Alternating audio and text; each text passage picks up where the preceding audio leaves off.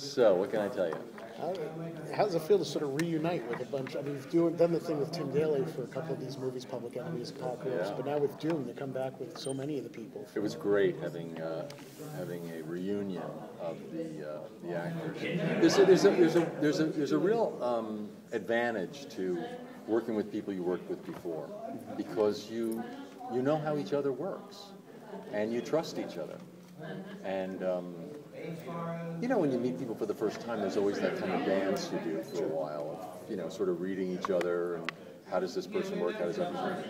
You get to skip all that with people you've worked with for a lot of years, and Andrea's really, she's the best at what she does, and she's widely regarded that way. It's not just my opinion. She is really good at finding not just talented actors, but people who play well together. You know what I mean? Yeah. You don't want to put a lot of kids in the room who are going to fight over the ball. You want kids who are going to throw each other the ball, keep the ball in the air. And actors are just like people. Some of them play well together, some of them don't, you know? And so she's good at finding people who work well together. So it's always great when you've had a past experience with people, because you know exactly, you all speak the same language, you know exactly where to pick up on, and it saves everybody a lot of time. If you don't mind me just following up, just with Doom itself, what's your feeling about the storyline? I mean, Batman's a real troublemaker in this one, in a sense. It's his fault. But He's a troublemaker, but he saves the world. He's a troublemaker that saves the world, as only Batman could. I don't know what I'm allowed to say about it. Am I allowed to say anything? You said you could tell us everything. Yeah, right. No, just Before you say anything, let me just get a little closer. The general gist, though, is known that Batman has come up with, you know, this plan, this contingency plans that falls into the wrong hands. Right. I'm just curious your feelings about that sort of that Well, scenario. he's look, Batman. What makes him one of the many things that makes him appealing is that he's not a superhero. He's a mortal guy. He's smart. He's driven. He's obsessed. He's haunted. But he's human. And he uses his wits to accomplish his ends. But he doesn't have any superpowers. So, of course, he would have to have research on all of these extraordinary super people if they ever got out of control. He doesn't have a superpower to zap Wonder Woman or Superman, or you know what I mean? He's got to have, I think it makes all the sense in the world that he would have contingency plans on how to deal with a worst case scenario when you're dealing in a world of superheroes and you're in their league and you don't have any superpowers except your wit. Of course, he's going to use his wit to figure out how to take them down. And then the most evil people in the world figure that out and figure, oh, he must have, you know, information on all these people. And that's what leads to the story. So I think it makes all the sense in the world. I think it was a good idea. Were you aware of that before you read the script for Doom, that Batman has that knowledge? I gave them that idea. Tell Mark Waid that. I'm getting a piece of this. They don't know that yet. No, I didn't. I did not give them that. It was a joke. That was a joke. I'm not going to quote you. I'm not going to quote you. You've been playing the character. I'm sorry. Okay. You've been playing the character for so many years. I mean, since I'm 20 just curious. years.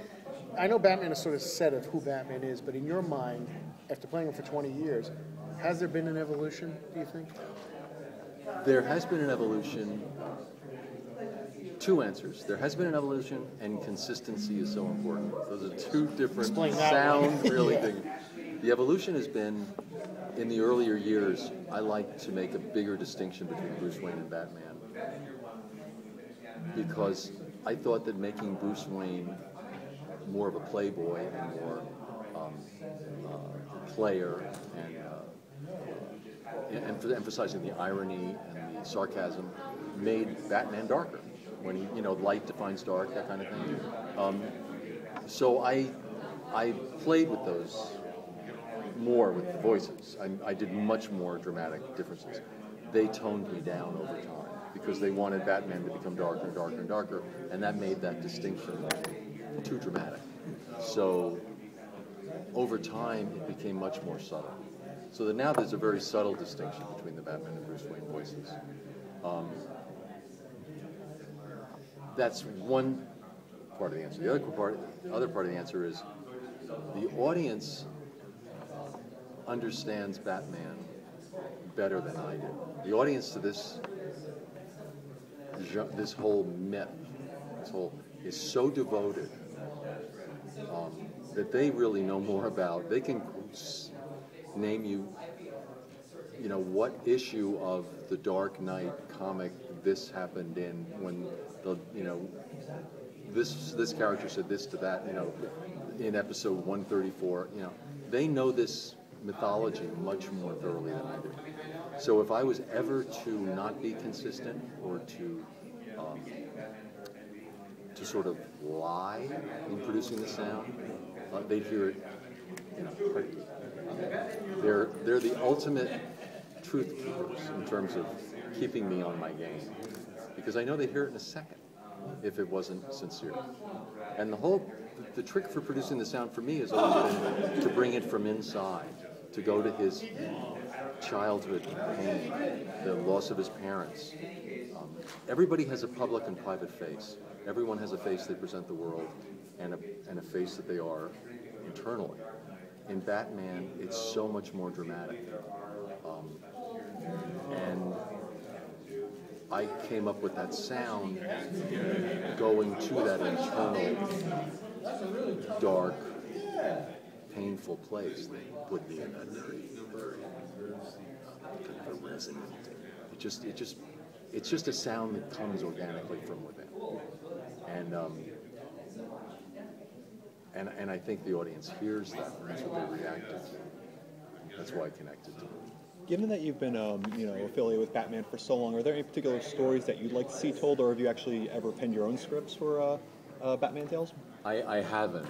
I've been tempted to, but I'm not very gifted at writing stories. My favorite has been the Chance to Dream episode. It was just because it was so beautifully written, and I played 4 or 5 different voices in it. As Batman is drugged and he goes back into his childhood, and he's doing old Bruce Wayne, his Bruce Wayne Sr., and there were all these different voices that I got to do in it. So for an actor, it was just a lot of fun. It was just challenging. Do you have a process for getting into the character now, or do you just fall into it naturally because you've been doing it for so long? A little of both, to be honest. Mm-hmm. I still do go through that internal kind of gut check, thinking about the history of the character and stuff to get me to the right place. But I have to say I've been doing it for so long that I can kind of turn it on when I have to. Do you ever turn it on just for fun, like ordering pizza? Any prank calls or anything? No, I was telling them recently, because they asked a question about being identified. And I said I brought my car in recently to get serviced, and I gave them my name and address, and the guy goes, "Oh, that's a pretty weird name to have. That must give you a hard time." And I said, "What are you talking about?" He said, "Well, that's the guy that does Batman." And you said, "I'm really going to pay off for this movie." I said, "That's me." He said, "Yeah, right." So I'm standing in this garage, and I am vengeance. And then I start doing the voice. They still made me pay the same amount. Got that millionaire thing going again. Yeah, really?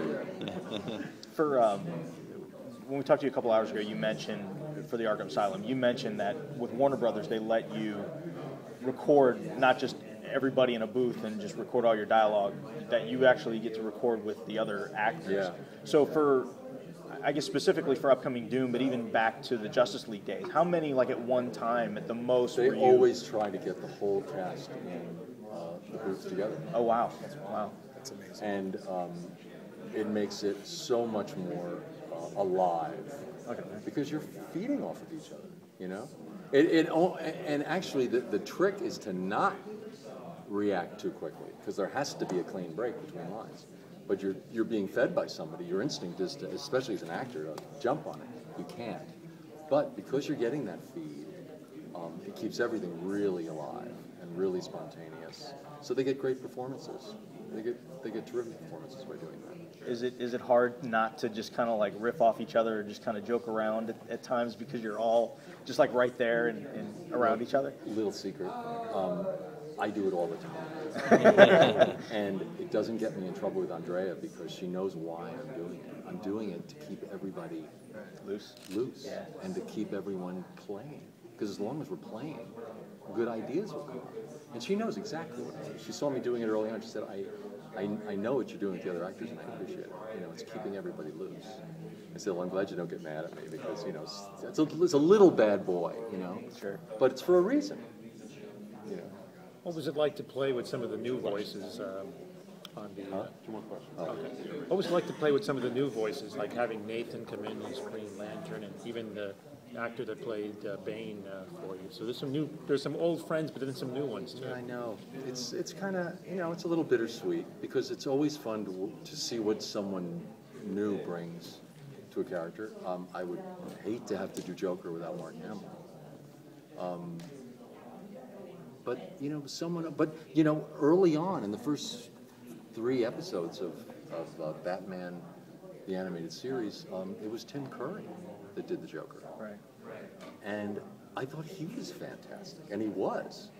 It was a really great example of 2 actors being really terrific at a role, but just different. And the creators wanting a different sound. But they were both, I mean, Tim Curry was phenomenal as the Joker, but he was scary, terrifying. And Mark Hamill came in and he was scary, funny. And I said, oh, I see the difference here. Tim Curry's going to give the kids nightmares. And Mark Hamill's going to make the kids laugh and want to watch again. They're both valid. If you were doing it, you know, a feature film just for adults, you might want a Joker who was, you know, really a psychopath, crazy, you know, like Heath Ledger, you know, really going off the end, so scary. That's not something you necessarily want to have on children. So yeah, I mean, it's wonderful having the same people, but it's also wonderful occasionally having someone new. So what's the best part of playing Batman for you? Next question. Wow, that's heavy. The best part of playing Batman. I stumped you. Well, I'm tempted to say something, but it's not going to sound. You're not going to believe it. Yeah, try it. Try us.